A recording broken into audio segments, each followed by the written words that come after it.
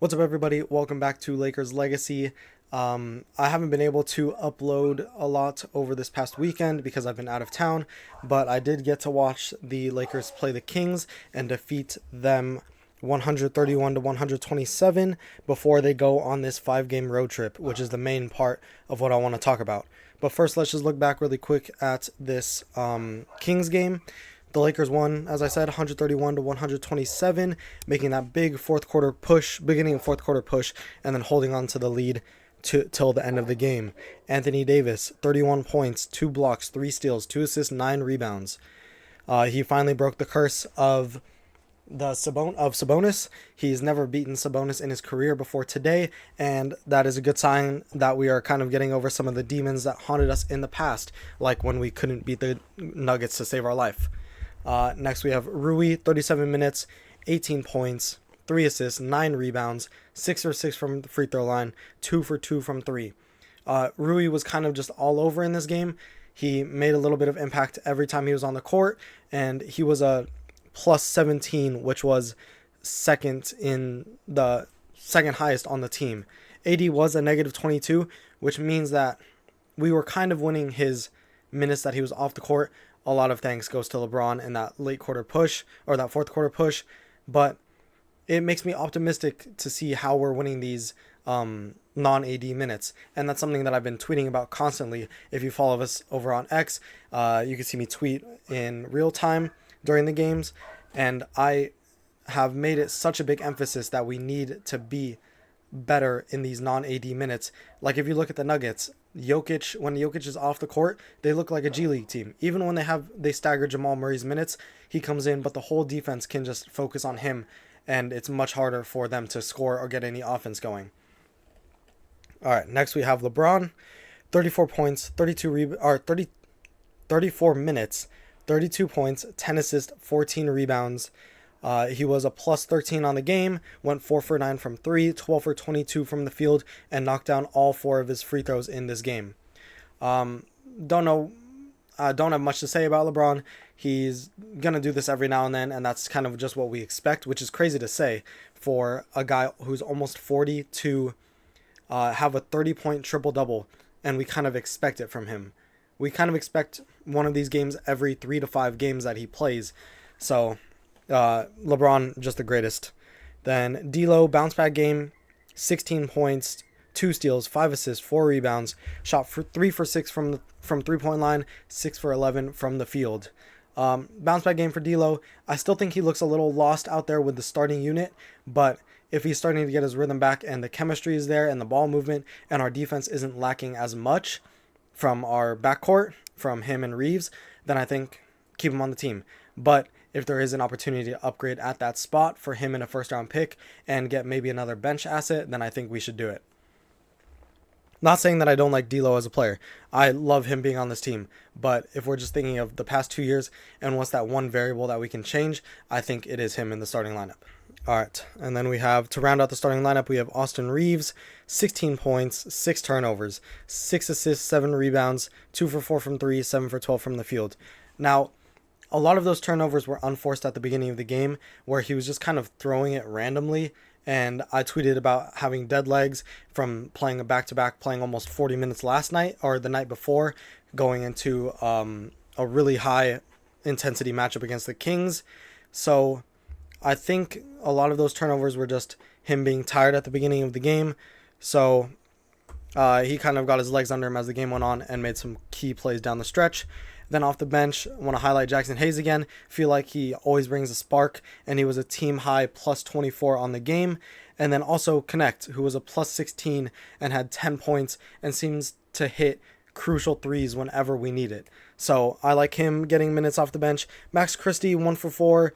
Some of those turnovers that he had were not that good, and I don't know where he fits into this team. Really, I was so high on him coming into this year, and I was so high on him last year, but maybe he just isn't that sixth man that we thought he was going to be. I think Connect is going to start getting some of those minutes and come in for LeBron when LeBron goes out for his normal rest in the first quarter. Also thinking about that, maybe he doesn't, because Connect plays better with LeBron and the spacing that LeBron needs to operate, and Connect gets wide open looks off of that. But enough about the Kings game. Started 3-0. This is one of the best starts that we've had since what, like 2011. So still not saying that we're championship contenders, but I think we're better than a lot of people thought. We arguably have had one of the hardest schedules to open the season. Think about it. The Kings were favored to be a top 5 seed, probably top 6 seed, not miss the plan or not make the plan, be above it. We beat them. Then we have the Suns, who a lot of people said, oh, Budenholzer is going to revamp this team completely. They're looking good. They're 2-1. Their only loss comes to us. Then we had the Timberwolves, who went to the Western Conference Finals last year. A lot of them had them winning that series against the Mavericks. And then they made a trade. They've kept relatively the same team, but a lot of them were expecting the Timberwolves to be able to be a top team. And they are also 2-1, I believe. Let me check. They are 2-1, and their only loss comes to us. So out of the undefeated teams, I think we've arguably had the hardest schedule, and it doesn't get any easier on this road trip.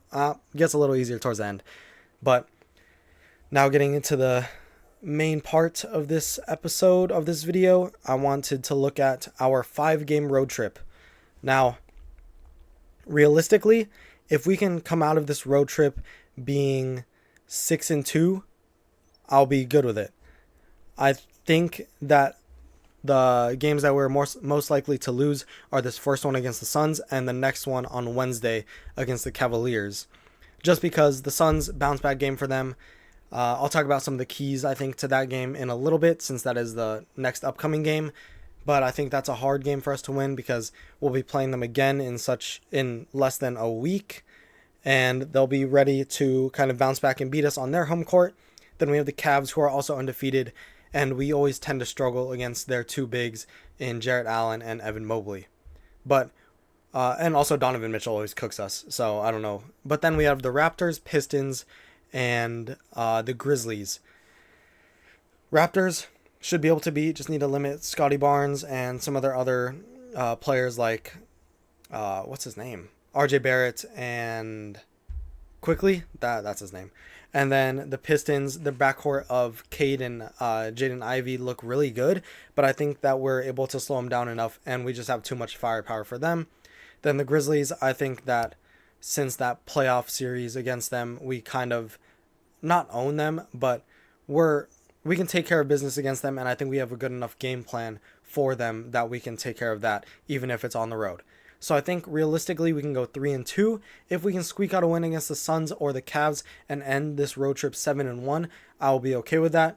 If we end it 5-3, that is also not the end of the world, but I would rather be 6-2 or 7-1 to start off this season.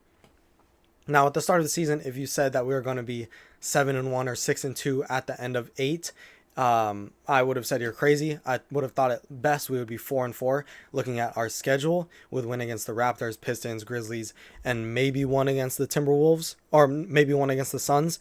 But if we're able to be 5-3, 6-2, 7-1, dare I say 8-0, that's not gonna happen. I'm very optimistic about it, even if we don't get up to those numbers.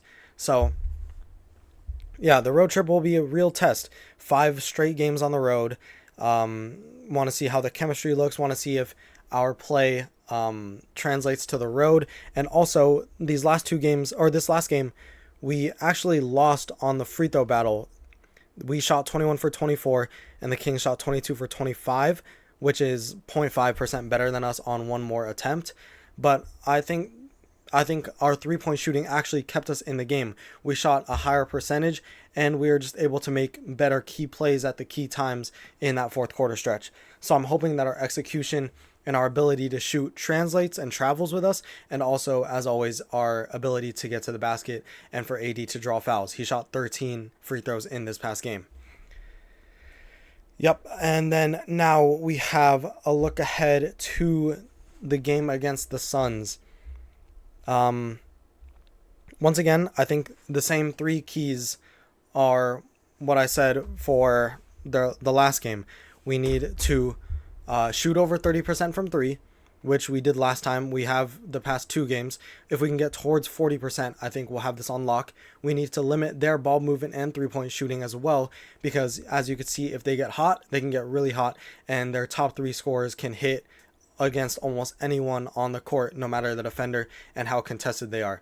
So if we're able to stop them, or stop their 3-point shooting from their role players and maybe one or two of either Booker, KD, and Beal, I think we'll be in a good situation. And if we're able to win the rebounding / free throw battle, I think we shouldn't have a problem with that. With our size against the Suns, I like how we match up against them, and our free throws. We get to the basket more. They're more of a pull up mid range or stretch out to the 3-point shooting team.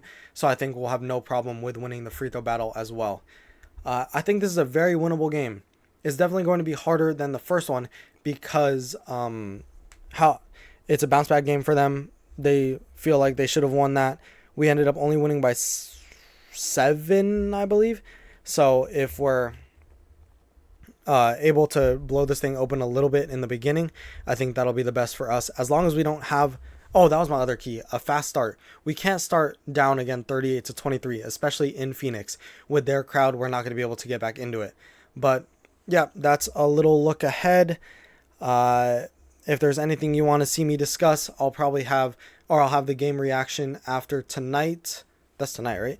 Yeah, I'll have the game reaction tonight after the game, and I'll try to upload that as soon as possible. And then tomorrow I'll come back with a news show and kind of a look ahead to the Cavaliers game. But yep, thank you so much for watching. Make sure you like and subscribe, and I'll see you guys later for the post-game reaction.